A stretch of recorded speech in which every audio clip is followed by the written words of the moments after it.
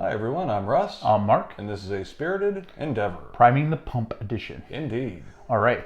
So tonight, it's New Year's Day, so we're trying some new whiskeys, ones that we haven't run across before, we haven't reviewed. Yeah. We got a slight stash of them. Just a little bit. Yeah. So tonight we're going to go back to our friends over at Broken Barrel. Yes. So our theme tonight is also West whiskeys. Yeah. Whiskeys of the West. So we did Las Vegas, we've got a Colorado, and now we got a California. Yeah, and we've had these, whiskey from these guys before and had really good things to say about it in the past. Absolutely. Their Mizunara cask is especially good. Yeah. And for those not familiar with Broken Barrel, what they do is they actually break barrels. Yeah. And then they put those staves, the broken staves, into the whiskey to age with the whiskey. Yep. And something that we were discussing just a moment ago. So to be called a bourbon, it has to be aged in new oak barrels. Now, if you take it and put it in a barrel that held something else previously, it can no longer be called bourbon. And I think them using the broken staves as part of this aging process allows them to kind of skirt the rules a little bit, and I got to respect that. Yeah, it is kind of clever. Now, we have been seeing some bourbons that have some finishes to them and everything. Whether or not they can be called bourbons is for someone else to decide. Mm-hmm.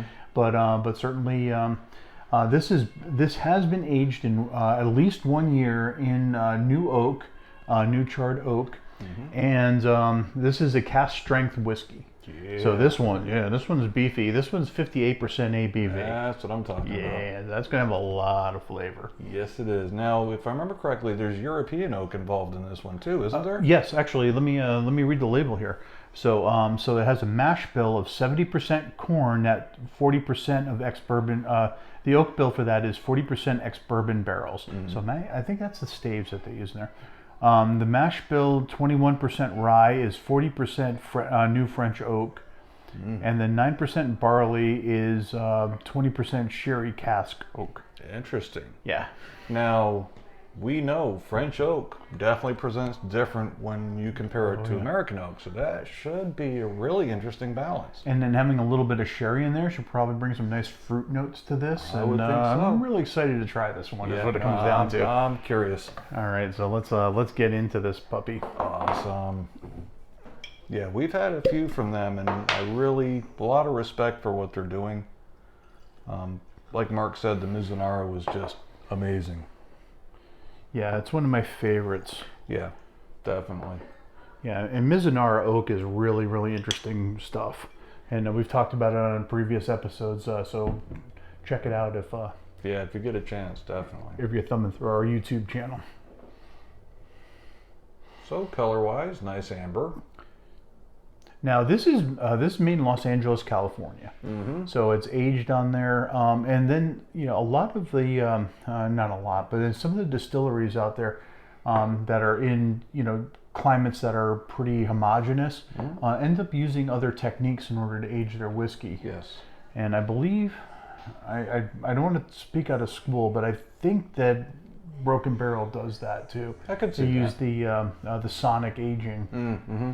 I think, like you said, you almost have to in that kind of a climate. If the climate's particularly mild, especially not getting up into the higher temperatures, you have to have some sort of. It's either you find a method for agitating the whiskey within the barrel, or you do what they do in Scotland, which is you age it for 10, 12 years. Absolutely. Yeah. So feel free to call me out on my bullshit if that's wrong. Bullshittery. Oh, so that has a very that is interesting. Beautiful nose to it. For something that has that high of an ABV, it does not have an alcohol punch to it. No, I mean there's vapors there, but it's not punchy. It is not punchy at all. And I'm getting a bourbon a bourbon nose on that. There's a little bit of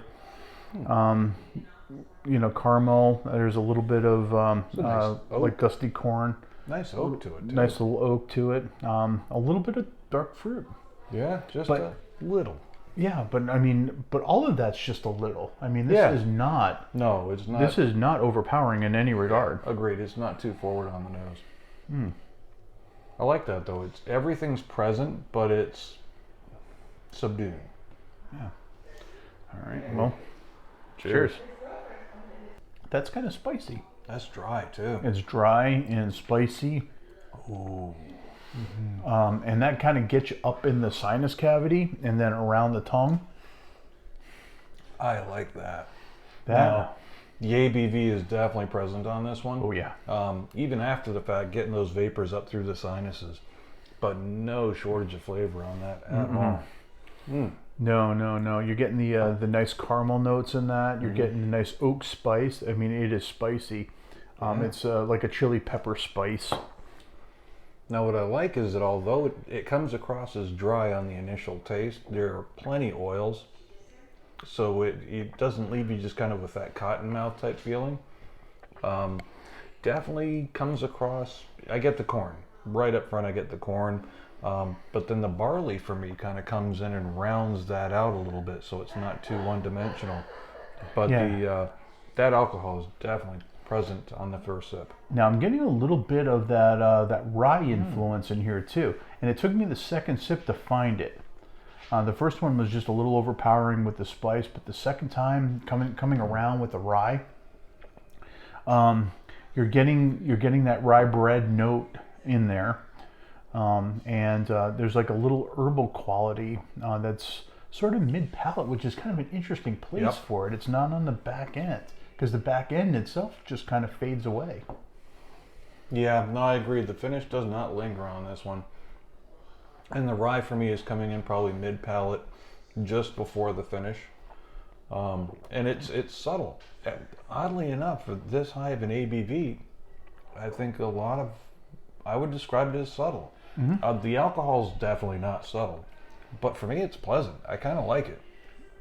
But the flavors are subtle, well-developed, tasty. It is tasty. For something that's been aged for a year, it tastes like it's been aged longer.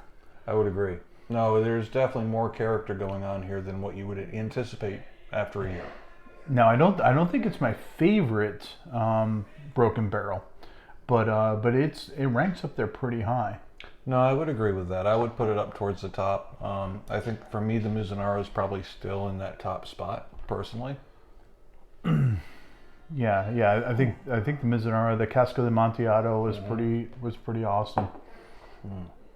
Yeah, this is damn tasty, and I would not, it does not give away its ABV. Yeah, wow, the vapors on that. I like that. That is really cool. Like the way the oak presents on it too, especially a little bit on the finish on the exhale with those vapors. Seems like I'm getting a little bit of that oak. Yeah, I dig that. Yeah, that's a good one. Yeah, that's a really good one. All right, how good is it? 1 to 5. 3.5. I'm tempted to go 4 in some regards, but I'm not quite there. I'm going to stick with 3.5. I'm going to go 3. Ah. I think it's solid. I don't think it's my favorite. I think the ABV on that one presents weird. It's interesting. It's the chili pepper spice I like. I like that aspect of it. I think there could have been a little more sweetness in it. I could see that. In a lot of cases, what draws our attention is when the ABV is the vessel by which you get the flavor. In this case, the ABV is almost kind of its own flavor as part of this thing, and it's kind of the star of the show. It's like all the pieces are there, but they didn't bring it home. I get that. Didn't make a whole out of it. That's kind of where I'm at with that. I can definitely understand that. Enjoyable whiskey. Really dig that they put it out there, and if you get a chance, give it a shot. Yeah, we love the folks over at Broken Barrel too. So they're really worth picking up. They're pretty readily available, and I just recommend them. They're really fun. And at that ABV, the more we drink, the higher the score is going to go. It is also true. that might be a 7 by the end of the night. That could be a thing. Well, thanks for joining us, everyone. I hope you had a good time. All right, we sure did. We'll catch you on the next one. Take care. Okay, bye.